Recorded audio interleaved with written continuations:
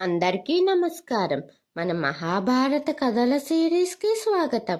ఈ కథ ఎంతవరకు చెప్పుకున్నామో గుర్తుంది కదా. మరి తర్వాత కథ కోసం ఎదురు చూస్తున్నారా? తర్వాత కథ చెప్పే ముందు ఒక చిన్న ప్రశ్న. తెలిసిన వాళ్ళు కామెంట్ రూపంలో జవాబు ఇవ్వండి. లేదు అంటే తర్వాత వీడియోలో జవాబు నేను చెప్తాను.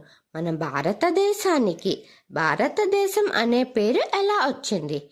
కథలోకి వెళ్ళిపోదామా మరి. శకుంతల దుష్యంతుడు కలిసిన తర్వాత దుష్యంతుడు పశ్చాత్తాపంతో శకుంతలని క్షమాపణ కోరాడు. శకుంతల, మనకు జరిగినది దైవలీల, దుర్వాస మహర్షి శాపం, అందువలనే మీరు నన్ను గుర్తుపట్టలేదు.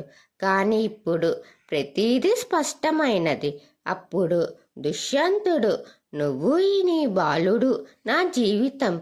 దుష్యంతుడు భరతుడు ఎదుట కూర్చుని ప్రేమతో అతని చేతిని పట్టుకున్నాడట. శకుంతలాని భరతుడిని దుష్యంతుడు దగ్గరకు తీసుకుని, ఈ చిన్న గొప్ప వీరుడి కోసం మన రాజ్యం ఎదురు చూస్తున్నది. భరతుడు చిరునవ్వుతో దుష్యంతుడు చేతులను పట్టుకున్నాడట. అలా వాళ్ళ ముగ్గురు కలిసిపోయారు. ఒక కుటుంబాన్ని విధి విడగొట్టిన దైవం మళ్ళీ కలిపింది. ఈ ఒక్క కలయికతో భవిష్యత్తులో భారత వంశం మహాభారతం కథనే మార్చేసే బీజం పడిందట. తర్వాత కథ కోసం ఎదురు చూస్తూ ఉండండి. వీడియో నచ్చితే లైక్, షేర్, కమెంట్ చేయండి. మన ఛానల్ని సబ్స్క్రైబ్ చేయండి. ఓం శ్రీ మాత్రే నమః.